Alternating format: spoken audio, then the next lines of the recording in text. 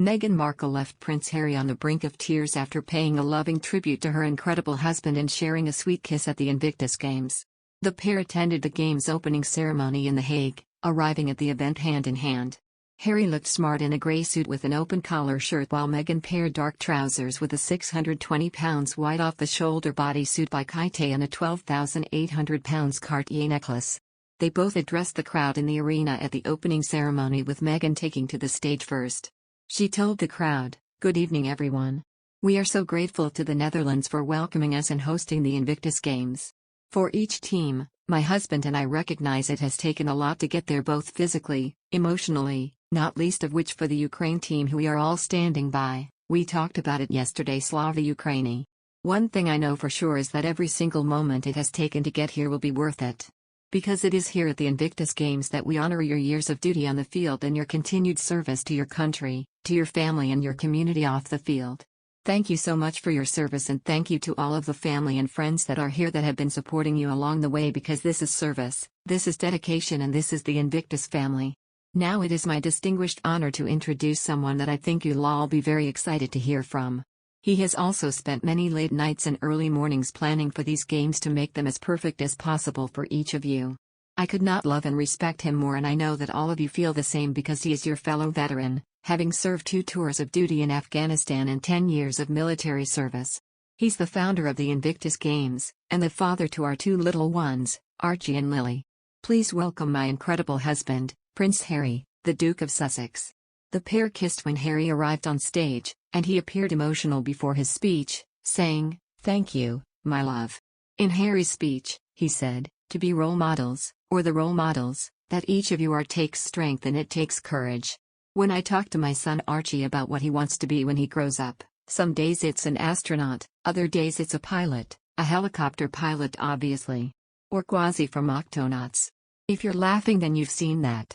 But what I remind him is that no matter what you want to be when you grow up, it's your character that matters most, and nothing would make his mum and me prouder than to see him have the character of what we see before us today."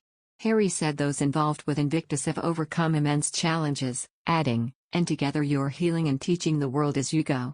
He said, "I want to personally thank the people of the Netherlands for welcoming us with such warm Dutch hospitality. And thank you to the Dutch government, the Ministry of Defense and the Dutch royal family for their support in making this all happen after a 2-year wait." He also paid tribute to the bravery of Team Ukraine in choosing to attend the Games, echoing his wife's earlier sentiment that everyone stands with them. He said, "Your bravery in choosing to come and for being here tonight cannot be overstated. You told me yesterday when you decided to join us despite all odds, you said you came to be on this global stage, not simply to show your strength but to tell your truth, the truth of what is happening in your country. You know we stand with you. The world is united with you, and still you deserve more. And my hope is that this event, creates the opportunity in how we as a global community can better show up for you." Meanwhile, the caller, who rang into LBC Radio, spoke of their frustration over the horrendous media treatment of Meghan Markle and Prince Harry.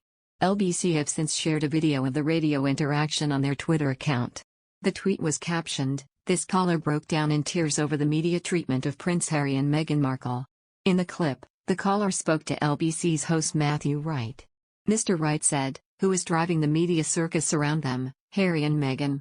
Step forward." The Mail Online and the Mail on Sunday. The caller agrees and said, "Angela Levin has been saying so many, that Harry wants security and he might be in danger.